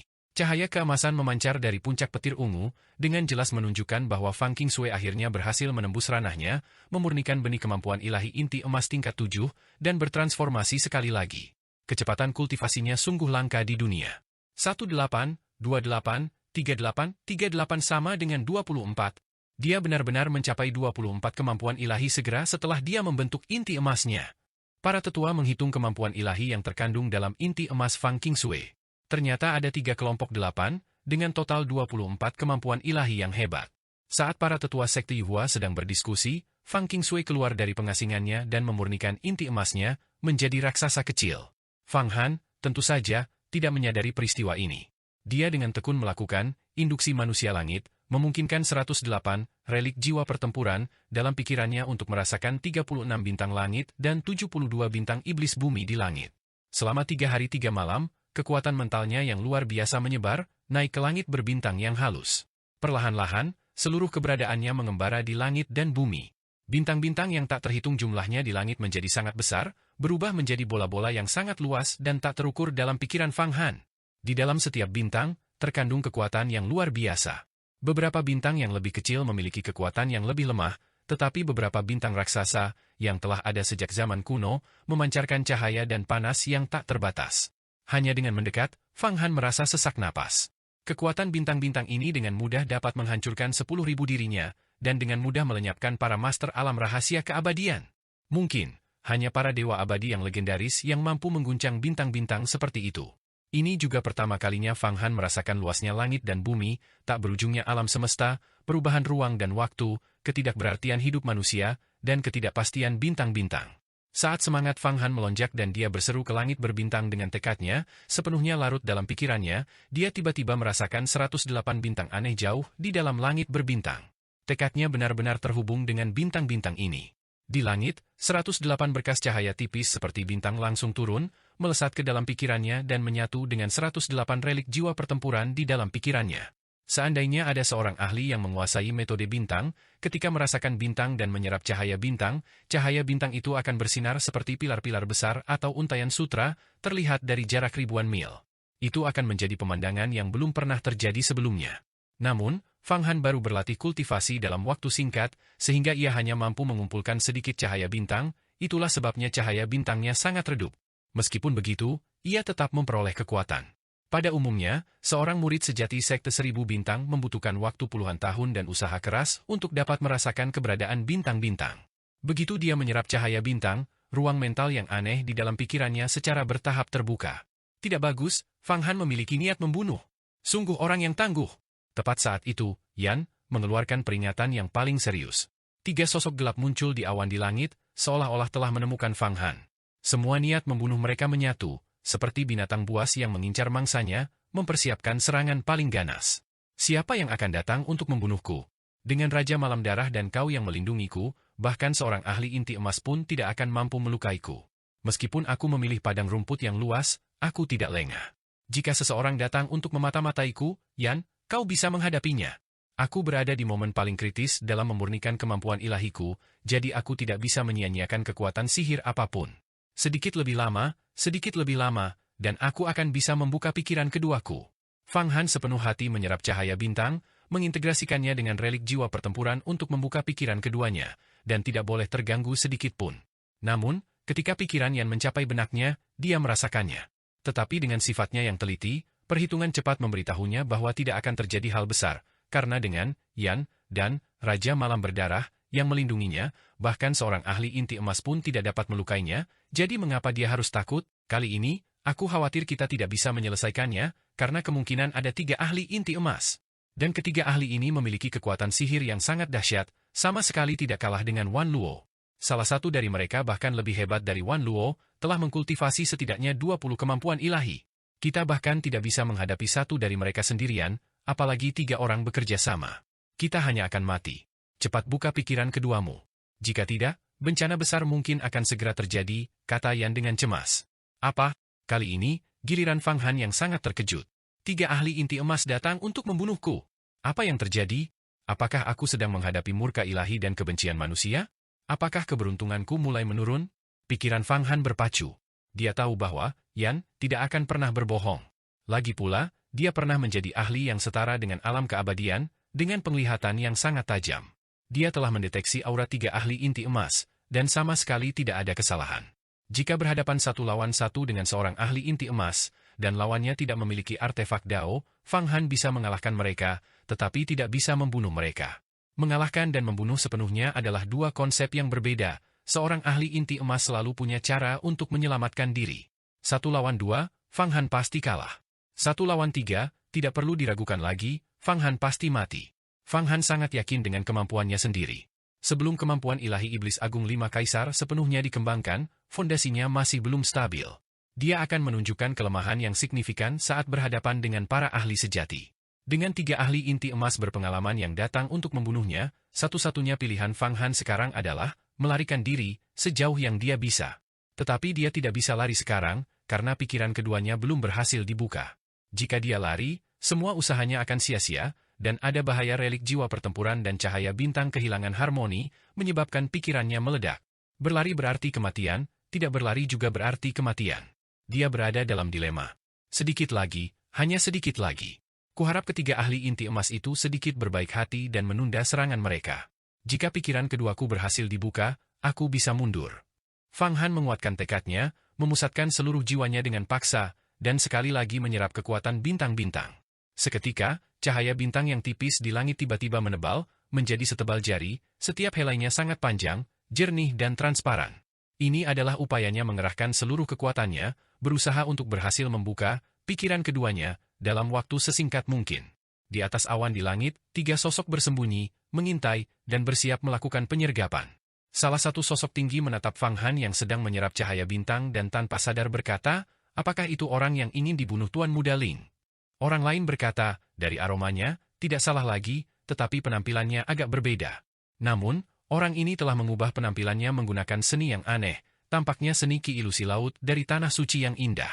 Terlebih lagi, esensi kemampuan ilahi ini sangat kuat, tampaknya dimurnikan oleh seorang ahli inti emas. Dengan kultivasi orang ini, mustahil baginya untuk mengkultivasi kemampuan ilahi sekuat itu. Ini aneh. Seolah-olah seseorang mengkultivasi kemampuan ilahi dan secara paksa menanamkannya ke dalam dirinya. Mungkinkah dia putra seorang pemimpin sekte, dan orang lain dengan susah payah mengkultivasi kemampuan ilahi dan langsung mewariskannya kepadanya? Memang, ada sesuatu yang aneh tentang orang ini. Tubuhnya sedikit berpendar dengan cahaya merah darah, seolah-olah ada harta sihir yang sangat kuat melindunginya. Kita harus berhati-hati dan berhasil dalam satu serangan, jangan sampai dia lolos, yang akan menjadi buruk, sebuah suara wanita berkata lembut. Salah satu pembunuh bayaran itu ternyata adalah seorang wanita. Kita, bajak laut penghancur bintang, bajak laut penembus bulan, dan bajak laut pembunuh abadi, bertiga bertindak bersama, bahkan tidak bisa membunuh kultivator tingkat 5 kemampuan ilahi, alam manusia surgawi, itu akan benar-benar menghancurkan reputasi kita, dan kita tidak akan bisa mendapatkan bisnis lagi di masa depan. Saat ketiga ahli inti emas itu sedang berkomunikasi, mereka tiba-tiba melihat cahaya bintang, yang awalnya setipis sehelai benang, menebal hingga sebesar jari. Ketiganya langsung gemetar, kita telah ditipu. Orang ini telah menemukan kita sejak lama. Dan dia tidak hanya berkultivasi secara normal, dia sedang mengkultivasi kemampuan ilahi yang sangat berbahaya yang tidak dapat dia lepaskan. Jika kita tidak membunuhnya dengan cepat, dia akan melarikan diri setelah menyelesaikan kemampuan ilahinya. Membunuh. 3 ahli teratas di antara 40 bajak laut luar negeri, bajak laut penghancur bintang, bajak laut penembus bulan, dan bajak laut pembunuh abadi, menyerang secara bersamaan. Bajak laut penghancur bintang, seorang pria jangkung, melepaskan hamparan cahaya bintang yang menyilaukan dan menekan ke bawah. Di dalam cahaya bintang itu, butiran pasir yang tak terhitung jumlahnya terbawa, setiap butiran pasir memancarkan guntur yang menggelegar, seolah-olah dapat meledakkan segalanya. Ini adalah kemampuan ilahi yang hebat yang disebut Geng Guntur Pemurnian Pasir Bintang. Kemampuan ini melibatkan pengumpulan berbagai cahaya bintang dari luar wilayah dan memurnikannya menjadi partikel seperti pasir menggunakan metode rahasia. Setiap butiran pasir adalah guntur ilahi, dan dengan satu serangan, jutaan pasir bintang akan menyelimuti seseorang dan kemudian meledak bersama-sama, mengubah apapun yang keras menjadi bubuk. Di sisi lain, bajak laut penembus bulan membuka mulutnya dan memuntahkan awan kuning bergulir yang tak terhitung jumlahnya, menutupi area seluas puluhan mil, seperti badai pasir. Ini adalah kemampuan ilahi elemen bumi, teknik pasir kuning 10.000 mil. Bajak laut pembunuh abadi adalah bajak laut hebat peringkat kedua, hanya di bawah bajak laut peninggal surga, peringkat pertama, dan kekuatan sihirnya adalah yang paling dahsyat. Dia adalah seorang wanita, dan dengan jentikan tangannya, kelima jarinya terbuka, dan dari setiap jari terpancar energi pedang. Setiap energi pedang menampilkan berbagai warna, merah, hijau, biru, kuning, dan ungu. Kelima energi pedang ini, setelah terpancar, mengembun di langit menjadi bunga teratai seukuran bejana air. Bunga teratai 5 warna ini, dengan lapisan cahaya yang tak terhitung jumlahnya, memiliki kekuatan penstabil yang luar biasa, membekukan ruang hampa dalam radius puluhan mil. Seolah-olah, dalam sekejap, udara berubah menjadi baja, menjadi merkuri. Di padang rumput dalam radius puluhan mil, semua hewan terangkat ke udara, berdarah dari 7 lubang tubuh mereka, karena udara beku sangat berat, memeras semua darah dari tubuh mereka. Dan semua tumbuhan layu sepenuhnya, getahnya juga terperas habis. Dalam sekejap itu, padang rumput yang semula ditutupi rumput musim gugur, langsung berubah menjadi gurun gobi yang tandus membentang puluhan mil, seolah-olah bagian dunia ini telah dihancurkan dan dibersihkan. Ini sebenarnya adalah kemampuan ilahi tertinggi, seperti bencana angin matahari hitam dan bencana api matahari agung, bukan kemampuan ilahi hebat dari kategori seni dewa kayu surgawi. Teratai pemurni dunia. Ketika Yan melihat teratai 5 warna ini, matanya hampir keluar dari rongganya. Ini adalah kemampuan ilahi tertinggi dari sekte Buddha luar angkasa. Seharusnya tidak ada kehadiran Buddha di dunia besar Xuan Huang, dan sekte Buddha pun tidak akan datang ke dunia besar Xuan Huang untuk berdakwah. Ada perjanjian rahasia tentang ini 100.000 tahun yang lalu. Mengapa wanita ini mengembangkan kemampuan ilahi tertinggi dari sekte Buddha? Untungnya, aku, yang tua, tahu banyak. Jika itu orang lain, mereka bahkan tidak akan pernah bermimpi mengetahui hal seperti itu. Cepat! Kita tidak boleh membiarkan teratai pemurnian dunia itu mencapai batasnya, jika tidak, ia benar-benar memiliki kekuatan untuk membersihkan suatu wilayah di dunia. Raja Malam Darah, hancurkan teratai itu. Aku akan berurusan dengan geng petir pemurnian pasir bintang dan teknik pasir kuning 10.000 mil. Raja Malam Berdarah, roh sejati dari artefak Dao, adalah avatar Fang Han, namun ia memiliki kehendak independen. Ia dapat berkultivasi sendiri, meskipun kecepatan kultivasinya sangat lambat. Artefak Dao, artefak Dharma yang telah mencapai Dao, secara inheren memiliki kemampuan untuk tumbuh sendiri. Sebagai klon, Raja Malam Berdarah secara alami mematuhi kehendak Fang Han tanpa syarat, tetapi sebagai roh dari sebuah artefak, ia juga dapat membuat penilaian independen sebelum Fang Han mengeluarkan perintah. Faktanya, tanpa Yan berkata lebih banyak, Raja Malam Berdarah tahu bahwa saat teratai 5 warna muncul, itu menimbulkan ancaman yang sangat besar. Ia segera meletus, berubah menjadi cahaya pedang berdarah sepanjang 100 zang, dengan ganas menyerang ke arah teratai 5 warna. Pada saat yang sama, pedang itu juga terpecah menjadi 2 cahaya pedang yang sedikit lebih kecil, masing-masing menyerang bajak laut penghancur bintang dan bajak laut penembus bulan. Raja Malam Berdarah, dasar bocah kecil, apa kau takut aku tak sanggup menghadapinya? Kau benar-benar meremehkanku. Kau membuatku marah. Jika aku memulihkan kekuatanku, mendominasi jalur abadi dan iblis bukanlah masalah. Kau benar-benar membuatku marah. Kalian semua, matilah. Formasi agung perusak abadi 9 langit 9 bumi. Yan melihat Raja Malam Berdarah bahkan membelah 2 cahaya pedang berdarah untuk membantunya, dan wajahnya tak bisa menahan amarah. Ia tahu bahwa Raja Malam Berdarah takut ia tidak mampu menghadapinya. Namun seberapa hebatkah Yan dahulu? Alih-alih menghargai niat baik Raja Malam Berdarah, amarah membuncah di hatinya, dan kebencian tumbuh di dalam dirinya. Dari diagram mata air kuning, tiba-tiba muncul 2 susunan besar. Satu keruh, satu jernih, keduanya memiliki 9 lapisan, tampak seperti langit dan bumi. Itu persisnya adalah susunan agung abadi yang merusak 9 langit 9 bumi, yang satu mewakili 9 langit, yang lainnya 9 bumi. Memotong. Cahaya pedang berdarah itu pertama kali menembus geng petir pemurnian pasir bintang dan teknik pasir kuning 10.000 mil, sementara formasi agung perusak abadi 9 langit 9 bumi milik Yan langsung menyerap semua petir pasir bintang dan badai pasir ke dalamnya. Dan bunga teratai 5 warna itu juga terguncang oleh cahaya pedang. Meskipun tidak hancur berkeping-keping, tekanannya sudah berkurang. Ini sebenarnya artefak Dao. Seorang kultivator tingkat 5 kemampuan ilahi, alam manusia surgawi, berani mengeluarkan artefak Dao? Ini sama saja dengan mencari kematian. Orang yang tidak bersalah, tetapi memiliki harta karun membuatnya bersalah. Bunuh orang ini dan rebut artefak Dao itu. Bahkan menyinggung raksasa alam keabadian pun sepadan. Dua ahli hebat, bajak laut penghancur bintang dan bajak laut penembus bulan, terkejut ketika kemampuan ilahi mereka hancur, tetapi alih-alih panik, mereka malah gembira. Mereka saling bertukar pandang, dan dua inti emas muncul dari kepala mereka, menyerang dengan dahsyat. Kedua cahaya pedang berlumuran darah itu hancur berkeping-keping, dan dua formasi besar yang juga hancur berantakan. Seluruh tubuh yang terlempar ke diagram mata air kuning, kulitnya terkoyak dan dagingnya robek. Cakarnya bahkan terlepas. Saat ini, Yan hanya setara dengan ahli alam manusia surgawi. Meskipun ia dapat melepaskan beberapa penggunaan luar biasa dari diagram mata air kuning, bagaimana mungkin ia bisa menandingi para ahli inti emas? Satu serangan ini hampir menghancurkan wujud dan semangatnya. Kekuatanku saat ini terlalu lemah. Jika aku benar-benar bisa memulihkan kekuatanku, ketiga bajingan kecil ini bahkan tidak layak disebut. Bahkan jika mereka ahli dalam 3 misteri keabadian, aku masih bisa melarikan diri. Sambil mengeluarkan serangkaian ratapan yang tak tertahankan, Yan kembali ke diagram mata air kuning dan terdiam. Ia telah terkena 2 inti emas dan mengalami luka parah. Meskipun tidak kembali ke bentuk aslinya, dibutuhkan setidaknya 1,5 tahun untuk pulih. Setelah terdiam, diagram mata air kuning berubah menjadi cahaya kuning yang melilit tubuh Fang Han, menjadi tato sekali lagi. Dibandingkan dengan kelemahan, Yan, Raja Malam Berdarah tampak jauh lebih kuat. Iblis agung berwarna merah darah yang menyerupai kelelawar ini, pada akhirnya, luar biasa, sebuah artefak Dao sejati tanpa kehilangan kekuatan dan energi magis yang tak terbatas. Jika Fang Han juga mengetahui kemampuan ilahi pemurnian darah dan memeliharanya setiap hari dengan darah intinya, kekuatannya akan jauh lebih besar. Dengan waktu yang cukup, ia bahkan mungkin menjadi artefak Dao tingkat menengah 1000 tahun kemudian. Setelah membelah teratai 5 warna terkuat di langit dan melemahkan kekuatannya, Raja Malam Berdarah tidak menunda-nunda. Tubuhnya bergerak, berubah menjadi bayangan darah merah tua yang melesat ke sana kemari. Dengan cakar tajamnya yang terbentang, ia menyerang pencuri abadi yang menghukum, sama sekali mengabaikan 2 pencuri hebat lainnya.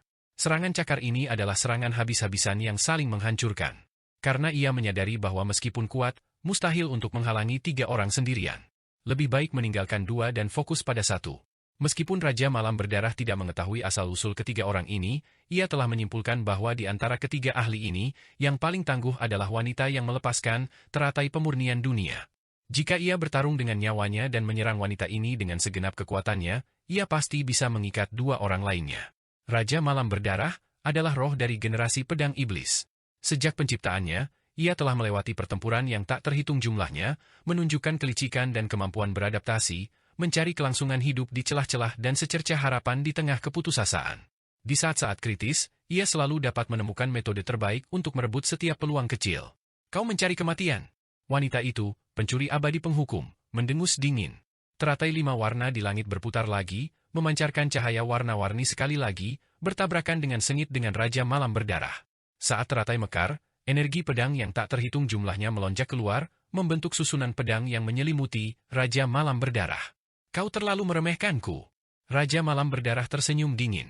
Wajahnya identik dengan Fang Han, dan ia juga mewarisi keunggulan kepribadian Fang Han, licik, kejam, dan tidak bermoral. Melihat susunan energi pedang yang menyelimutinya, tubuhnya berputar, tiba-tiba berubah menjadi cahaya merah darah dan menghilang ke udara. Detik berikutnya, suara berdengung, tak terhitung banyaknya suara muncul dari kehampaan. Seberkas cahaya darah telah mendekati pencuri abadi penghukum dan menebas ke bawah. Instant kill.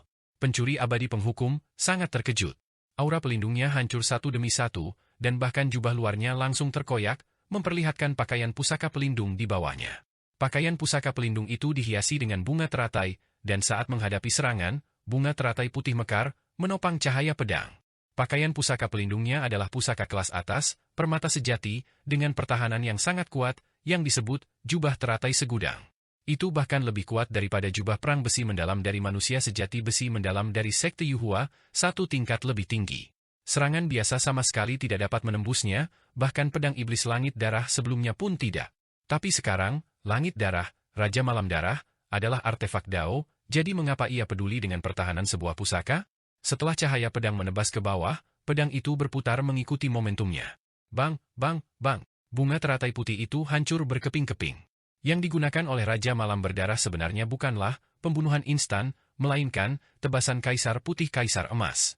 Kemampuan ilahi iblis agung 5 kaisar adalah metode kultivasi tingkat tertinggi di antara kemampuan ilahi 5 elemen yang mengandung kemampuan ilahi yang mirip dengan pembunuhan instan. Lebih jauh lagi, ketika dikultivasi hingga ekstrim, kekuatannya jauh melampaui pembunuhan instan. Namun, sejak Kaisar Agung Mata Air Kuning menghilang, tidak ada yang menggunakan kemampuan ilahi ini selama ribuan tahun, dan hampir hilang dari ingatan. Selamatkan penghukum abadi terlebih dahulu. Kedua ahli tersebut, pencuri penghancur bintang dan pencuri penusuk bulan, awalnya berniat membunuh Fang Han, tetapi seketika merasakan bahaya yang mengancam, pencuri abadi penghukum, dan pergi menyelamatkannya. Taktik Raja Malam Berdarah memang berhasil. Kedua inti emas itu terbang keluar lagi, juga berteleportasi. Aliran kemampuan ilahi berubah menjadi benang, melilit cahaya pedang Raja Malam Berdarah. Pencuri abadi yang menghukum, kemudian mengerahkan dirinya, memunculkan pedang iblis berwarna darah dari udara yang tersembunyi. Pedang itu terlempar puluhan mil jauhnya, badan pedangnya berdengung keras, seperti binatang buas yang terluka. Kali ini, Raja Malam Berdarah juga mengalami cedera ringan. Menghadapi 3 ahli inti emas, Raja Malam Berdarah tidak akan mampu bertahan kecuali jika itu adalah artefak Dao tingkat menengah atau artefak Dao tingkat atas seperti jimat listrik abadi. Tentu saja, jika itu adalah artefak Dao tingkat tertinggi seperti cermin kaisar, sedikit saja pancaran cahaya akan melukai atau membunuh ketiga ahli inti emas tersebut. Namun, setelah pertarungan, Raja Malam Berdarah, kekuatan bintang-bintang di langit kembali meningkat. Fang Han melayang di udara, cahaya bintang melingkari tubuhnya, terutama gerbang surgawi di atas kepalanya, yang tampak seperti pusaran tak berujung, menyedot semua kekuatan bintang. Pada saat ini, 108 jiwa pertempuran Sarira di dalam pikiran Fang Han telah sepenuhnya menyatu dengan kekuatan bintang-bintang. Lautan kesadaran kedua, ruang spiritual, yang berbeda dari pikiran asalnya, perlahan terbuka. Awalnya, pikiran Fang Han sepenuhnya dipenuhi dengan susunan besar dan kekuatan sihir yang dahsyat, penuh sesak. Sedikit gerakan saja sudah membuatnya merasa seperti meluap, seperti waduk yang penuh dengan air bah. Namun sekarang, dengan berhasilnya pembukaan lautan kesadaran kedua, sebagian besar kekuatan sihir yang padat itu langsung mengalir ke dalamnya, dan pikirannya yang semula tidak lagi begitu sesak. Pikiran adalah lautan kesadaran, juga dikenal sebagai Istana Ungu. Seketika itu, Fang Han merasakan keringanan yang belum pernah terjadi sebelumnya di seluruh tubuhnya, seolah-olah seluruh tubuhnya menjadi jauh lebih ringan, seperti melepaskan beban berat seberat 10.000 pon. Ini seperti seseorang yang berlatih setiap hari, membawa beban timah seberat ratusan kilogram, lalu tiba-tiba melepaskan beban tersebut suatu hari. Secara alami, mereka akan berjalan dengan cepat dan seringan burung layang-layang. Perasaan nyaman ini sungguh tak terlukiskan. Mengapa kau mencoba membunuhku? Sepertinya aku tidak menyinggung perasaanmu. Fang Han berhasil membuka pikiran keduanya. Meskipun kekuatan sihirnya tidak meningkat, fleksibilitas penggunaan kemampuan ilahi dan kekuatan sihirnya meningkat pesat, dan tubuhnya juga menjadi jauh lebih ringan. Jika sebelumnya dia bisa melepaskan bencana angin matahari hitam dalam sekejap mata, sekarang dia bisa melepaskannya dalam setengah kedipan mata. Jangan remehkan kedipan mata sepersekian detik itu, seringkali hal itu menjadi perbedaan antara hidup dan mati. Pedang iblis langit darah juga mengeluarkan bunyi, dentang, dan kembali ke tangan Fang Han. Raja Malam Darah muncul dan menghilang di atas kepala Fang Han. Di sekitar tubuh Fang Han, aliran udara yang luas berputar, ini adalah seni keluasan, salah satu dari 28 kemampuan ilahi peri awan api. Di luar, seni keluasan, terdapat lapisan udara dingin transparan, seperti cangkang telur, yang menyelimutinya. Di dalam udara dingin itu, kepingan salju melayang, tampak seperti dunia es dan salju, dan Fang Han sendiri tersembunyi jauh di dalam dunia es dan salju ini. Ini adalah batas es dan salju. Seni keagungan, batas es dan salju. Siapakah kau dari tanah berkah Linglong? Kau baru berada di tingkat kelima kemampuan ilahi, alam manusia surga, namun kau memiliki artefak Dao. Dan banyak kemampuan ilahimu tidak kau kembangkan sendiri, sepertinya seseorang memberikannya padamu. Mungkinkah kau putra yang mulia abadi Linglong? Tidak, yang mulia abadi Linglong sepertinya tidak memiliki putra. Pencuri kapal perusak bintang melihat Fang Han berhasil mengolah kemampuan ilahi dan pulih. Sambil berbicara, dia diam-diam bergerak, memblokir semua jalur pelarian Fang Han. Kau mencoba membunuhku tanpa alasan lalu menanyakan asal-usulku. Bukankah itu terlalu gegabah? Bagaimana mungkin aku begitu mampu dikepung oleh 3 ahli inti emas? Para ahli inti emas di dunia kultivasi semuanya adalah penguasa wilayah mereka masing-masing. Untuk bersama-sama membunuh seorang kultivator alam manusia surga, jika berita ini tersebar, bukankah reputasimu akan hancur? Fang Han tampaknya tidak menyadari niat pencuri penghancur bintang dan malah berdebat dengannya. Mendengar ucapan Fang Han, ketiga pencuri ulung itu saling bertukar pandang dan perlahan bergerak, bersiap membentuk posisi pengepungan yang optimal. Dia mungkin seorang tuan muda yang manja atau masih terlalu naif. Jika dia tidak berbicara kepada kami dan langsung lari, dia mungkin memiliki peluang 30% untuk lolos. Sekarang setelah kami mengambil posisi, dia tidak punya peluang sama sekali. Dia benar-benar terlalu naif. Apa dia pikir kita akan membiarkannya pergi?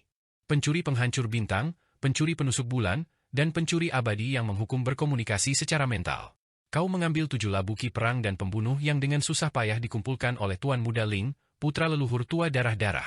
Dia sangat marah dan membayar mahal untuk menyewa kami membunuhmu. Kami mengambil uang orang dan menghilangkan masalah mereka. Jika kau ingin menyalahkan seseorang, salahkan Tuan Muda Ling itu. Pencuri penusuk bulan tiba-tiba berteriak, serang.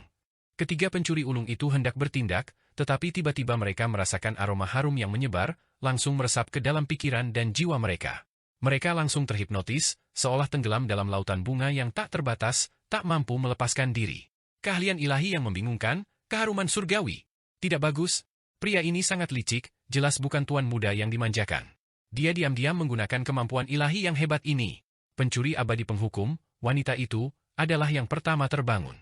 Inti emas di pikirannya berputar kencang, memurnikan semua keharuman. Kemudian dia melihat seberkas cahaya merah darah melesat ke kejauhan, menghilang setelah beberapa gelombang. Di tengah angin malam, suara Fang Han terdengar, 3 ahli, akan ada pembalasan di masa depan. Aku ingat kalian. Tunggu saja masalah tak berujung di masa depan. Ternyata Fang Han diam-diam telah menggunakan keahlian ilahi yang membingungkan dengan aroma surgawi, salah satu dari 28 kemampuan ilahi. Kemampuan ilahi hebat ini khusus untuk membingungkan pikiran secara halus. Untungnya, ketiga pencuri hebat itu adalah ahli inti emas. Jika tidak, mereka mungkin akan kehilangan akal sehat dan menjadi budak Fang Han. Kejar! Dia tidak bisa lari jauh. Pencuri dari Star Destroyer meraung dan mengejarnya dari kejauhan. Di padang rumput yang tak terbatas, banyak sungai berkelok-kelok seperti pita giok, pemandangan yang sangat indah dari atas. Banyak suku, ras, dan kerajaan padang rumput berkembang dan berlipat ganda di sana, melahirkan peradaban yang tak terhitung jumlahnya. Beberapa reruntuhan kuno dan patung-patung dewa yang hancur, yang mewakili puncak peradaban padang rumput, membangkitkan rasa keagungan, kemegahan, dan keluasan zaman kuno. Namun, Fang Han tidak memiliki keinginan untuk mengapresiasi semua itu. Dia diam-diam turun dari langit, diselimuti aura kuning kecoklatan, melayang dekat dengan tanah. Auranya tampak menyatu dengan bumi itu sendiri, sehingga mustahil bagi siapapun untuk mendeteksi sesuatu yang tidak beres.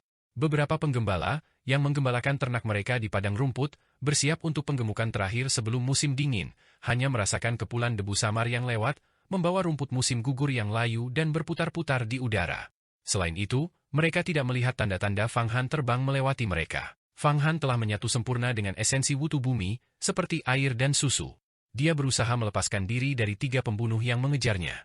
3 pembunuh inti emas masih mengincarnya, dia akan berada dalam bahaya jika tidak berhati-hati. Saat ini, dia sedang menggunakan pelarian bumi dari Dao Kaisar Bumi Kaisar Kuning. Seluruh tubuhnya menempel erat ke bumi, terbang sambil menyempurnakan kemampuan ilahi iblis kuno tingkat tertinggi ini. Di antara 5 kemampuan ilahi iblis agung Kaisar, Dao Kaisar Bumi ini adalah yang terlemah karena kekurangan esensi unsur bumi. Namun, setelah dikuasai, kemampuan ilahi ini akan menjadi yang paling kuat, karena dalam 5 unsur, bumi menempati pusat dan merupakan kepala dari 5 unsur. Saat terbang dan melarikan diri, ia terus-menerus menggunakan kekuatan sihirnya untuk menyerap esensi bumi, dan aliran energi vital unsur bumi yang stabil ditarik ke dalam 2 lautan kesadaran miliknya. Sejak membuka laut kesadaran keduanya, kecepatan kultivasinya telah berlipat ganda. Para pengejar ini benar-benar menyebalkan. Mereka telah mengejarku selama 3 hari 3 malam, dan aku masih belum bisa melepaskan diri. Aku harus menemukan kesempatan untuk melenyapkan mereka. Saat Fang Han terbang, ia memuntahkan bola cahaya air, sebulat bulan purnama, yang sebenarnya adalah cermin air. Di cermin air itu, beberapa titik hitam samar muncul, semakin mendekat kepadanya. Ia tahu mereka adalah 3 master inti emas dan mau tak mau merasa kesal, diam-diam bersumpah untuk melenyapkan mereka. Ini adalah teknik kecil, teknik cermin air Senri, yang diperoleh Fang Han setelah mencapai sedikit keberhasilan dalam mengolah tinju kaisar air kaisar hitam-nya. Teknik ini memungkinkannya untuk berkomunikasi dengan uap air dalam radius 1000 li dan mendeteksi berbagai anomali di cermin air tanpa disadari siapapun. Kaisar Air Hitam adalah pengendali utama semua sumber air. Jika Fang Han berkultivasi hingga tingkat ekstrim, maka semua uap air di seluruh dunia akan menjadi mata dan telinganya.